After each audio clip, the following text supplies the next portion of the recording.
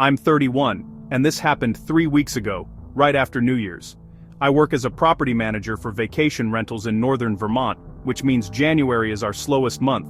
Most of the cabins sit empty until ski season picks up in late February.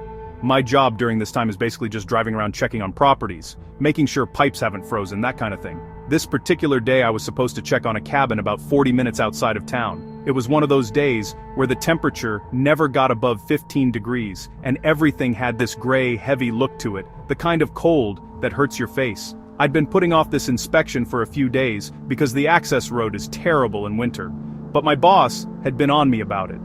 The cabin was at the end of a long dirt road that wound through some pretty dense woods. When I finally made it there around 2 in the afternoon, I noticed the driveway had been plowed recently. Which was weird because the owners were in Florida and hadn't mentioned anything about sending someone up. I figured maybe they hired a local service and forgot to tell me. I parked and walked up to the front door. That's when I saw boot prints in the snow leading up to the porch, pretty fresh from the look of them. The door was locked when I tried it, so I used my master key and went inside. The heat was on, not just residual warmth, but actually on and set to 68 degrees. I checked the thermostat, and someone had definitely adjusted it within the last day or so. I called out, asking if anyone was there. No response. The cabin was small, just a main room with a kitchenette, 1 bedroom and a bathroom. I walked through, checking each room. Everything looked normal until I got to the bedroom. The bed was made, but there was an indent on top of the comforter, like someone had been lying there recently. And, on the nightstand, there was a glass of water, still cold to the touch. I took out my phone to call my boss when I heard something from outside. It sounded like a car door closing, but muffled by distance and snow. I went to the front window and looked out at where I'd parked. My car was still there, but I couldn't see anyone. The woods were so thick around the property that someone could easily be 20 feet away, and I wouldn't spot them. That's when I noticed something I'd somehow missed on my way in. There was a second set of boot prints. These ones didn't go to the front door though. They circled around the entire cabin, stopping at each window. I could see where someone had stood at the kitchen window, the bedroom window, even the small bathroom window on the side of the house. They'd been looking in. I got back in my car pretty quickly after that. As I was backing out, I looked in my rearview mirror and saw someone standing at the tree line, just standing there watching me leave.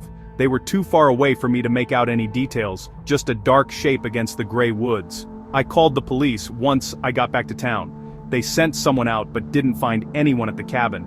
They said it was probably just a squatter trying to stay warm and that I'd scared them off. But here's what I can't stop thinking about. When I was inside that cabin, walking through those rooms, someone was outside watching me through the windows. They saw me discover the glass of water, saw me notice the bed, watched me realize someone had been there. And they just stood there, in the freezing cold, watching. The police keep saying it was just someone looking for shelter, but people looking for shelter don't stand outside in 15-degree weather watching you. They don't circle your building and look through every window. I had to go back to that cabin 4 days later for a follow-up inspection. The heat was on again. This happened last January when I was 26. I'd just moved to northern Michigan for a job and didn't really know anyone yet. My apartment was in this old converted house, and I had the entire second floor to myself. The downstairs unit had been empty since I moved in. The landlord said he was renovating it. January up there is brutal. We're talking stretches where it doesn't get above 0 for days at a time. I'd been in the apartment maybe 2 months and was still getting used to how loud old houses are in the cold. Constant creaking, pipes knocking, that sort of thing. I'm someone who likes background noise anyway, so it didn't really bother me. This one night, I was up late, probably around 1 a.m., just watching stuff on my laptop in bed. I heard footsteps downstairs, not like the house settling, but actual footsteps.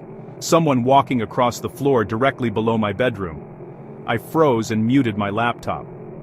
The steps continued for maybe 10 seconds, then stopped. I tried to rationalize it. Maybe the landlord was down there working late, but at 1 a.m. in the middle of January? I sat there for probably 5 minutes just listening. Then the steps started again, this time moving from what would be the living room area toward the kitchen. I could track exactly where they were by the creaking floorboards. I called my landlord. It rang 5 times before going to voicemail. I didn't leave a message. Instead, I called the non-emergency police line. I explained the situation, and they said they'd send someone over to check it out. The dispatcher told me to stay in my room with the door locked until the officer arrived. While I was waiting, I didn't hear any more footsteps. Everything went quiet except for the normal house sounds. The police showed up maybe 20 minutes later. I met them at my door and gave them the key to the downstairs unit. From my window, I watched their flashlights moving around inside the first floor. They were down there for probably 10 minutes before coming back up. There was no one inside. Both officers were pretty clear about that. They checked every room, every closet, even the basement access. All the doors and windows were locked from the inside. One of them, the older guy, told me that old houses make all kinds of noises in extreme cold. He said it was probably pipes contracting or the foundation settling. The other one barely said anything, just kept looking up at the ceiling like he was thinking about something. After they left, I tried to sleep but couldn't. I kept listening for any sound from downstairs. Around 4 a.m., I heard it again. Footsteps, but this time they were different, slower, more deliberate, and they stopped right at the bottom of my staircase, the staircase that led up to my apartment. I held my breath and stared at my door. The steps didn't come up the stairs though. They just stopped there, and I could almost feel someone standing at the bottom, listening. This went on for 3 more nights, always between 1 and 4 a.m., always stopping at the base of my stairs. I called the police twice more, but after that second visit, they basically told me there was nothing they could do. I asked my landlord to install cameras in the downstairs unit. He agreed, but said it would take a week to get them set up. On the 4th night, I decided I'd had enough. I grabbed a flashlight and my phone and unlocked my door as quietly as I could. The footsteps had stopped at the base of the stairs maybe 2 minutes earlier. I slowly opened my door and shined my flashlight down the staircase. Nothing, just the dark hallway below. I started down the steps, my heart absolutely pounding. When I reached the bottom, I turned toward the door that led into the downstairs apartment. It was still closed. I stood there for probably 30 seconds, just staring at that door. Then I heard something that made my blood go cold. From inside the apartment, someone cleared their throat. It was quiet, barely audible, but it was definitely the sound of a person. I ran back upstairs, locked my door, and didn't come out until morning. I moved out 2 weeks later. My landlord tried to charge me a fee for breaking the lease, but when I explained everything, he dropped it pretty quick. Almost too quick, actually. Like he already knew something was wrong with that house. I drove past the place a few months ago. Both units are empty now. There's a for rent sign that looks like it's been there a while. I'm 29 and this was just a couple weeks ago. I work from home doing data entry, which usually means I keep weird hours. I'll sleep until 10 or 11, then work through the afternoon and evening. It's not for everyone, but I like having the house quiet while I'm working. I live in this rural area in upstate New York, about 10 minutes outside of a small town. My nearest neighbor is maybe half a mile down the road. It's peaceful most of the time, but January is especially isolated. Everyone stays inside, the roads barely get plowed, and you can go days without seeing another person. This night I'd been working since around noon, and by 9 p.m., I was pretty deep into it. There'd been snow earlier in the day, but it had stopped. The weather report said we were supposed to get down to around 5 degrees overnight. I had the heat cranked up and was just grinding through my work when I heard a car outside. I looked out my window and saw headlights in my driveway. This was unusual because I wasn't expecting anyone, and most delivery drivers won't come out this far after dark in winter. The car just sat there idling for maybe a minute with the headlights on. I couldn't see who was inside because of the glare. Then the headlights turned off. I waited for someone to get out and come to the door, but nobody did. The car just sat there in my driveway with the engine running. After about 5 minutes of this, I grabbed my phone and went to the front window to get a better look. It was a dark sedan, looked fairly new. I still couldn't see who was inside because the windows were tinted or fogged up or something. I considered going out there to see what they wanted, but something about the situation felt off. If they needed help, why not come to the door? Why just sit there? I decided to wait them out. Another 5 minutes passed. Then 10. The car didn't move. Finally, I called the non-emergency line to ask if they could send someone to check it out. The dispatcher said they'd have a deputy swing by.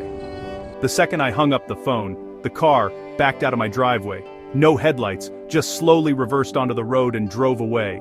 I watched until the taillights disappeared. The deputy showed up about 15 minutes later. I explained what happened, and he took a report, but said there wasn't much he could do since they were gone. He drove around the area for a bit but didn't see any cars matching that description. I tried to get back to work but couldn't focus. The whole thing had rattled me. Around midnight, I decided to call it a night and headed to bed. I was lying there scrolling through my phone when I heard something outside my bedroom window. It sounded like footsteps in the snow, that distinct crunching sound. My bedroom is on the second floor. I got up and went to the window, pulling the curtain back slightly to look out. At first I didn't see anything, then I noticed marks in the snow directly below my window, boot prints. Someone had been standing right there looking up at my window. The prints were fresh. I could tell by how defined they were. I followed them with my eyes and saw they made a path around the entire house. I immediately called 911. While I was on the phone with them, I heard my back door handle rattle. Someone was trying to get in. The dispatcher told me to stay on the line and go to a room I could lock. I went into my bathroom and locked the door, sitting in the tub with my phone. I could hear someone moving around downstairs, not trying to hide their presence anymore, just walking around my house. The police got there maybe 8 minutes later, but it felt like an hour. I heard the sirens coming up my road and then I heard my back door slam. By the time the officers cleared the house, whoever it was had run into the woods behind my property. They found the back door unlocked. I know I'd locked it earlier because I always check before it gets dark. The officers found tracks leading from my back door into the woods, but they lost them after about 100 yards. They couldn't follow them in the dark. They came back the next morning with more officers and searched the area, but didn't find anything useful. What they did find were the footprints circling my house. They started at my driveway, went around the entire house, stopping at each window, then led to my back door. The detective I spoke with said it looked like someone had been watching my house for a while, learning my routine. The car in my driveway was probably them testing to see how I'd react, seeing if I'd come outside or call the police. When I called, they left, but came back later on foot. He told me to stay with friends or family for a while until they could investigate further. That was 2 weeks ago. They still haven't found who it was. I'm staying with my sister in Albany, but I have to go back eventually. My landlord changed all the locks and installed a security system, but I keep thinking about those footprints, about someone standing outside my bedroom window in 5-degree weather, just watching. About them walking around my house, looking in each window, about them testing the back door and finding it unlocked. The worst part is not knowing if they thought the door was unlocked by chance, or if they'd unlocked it earlier when I wasn't paying attention. How long were they watching? How many times had they been there before that night? I don't think I'll ever feel safe in that house again.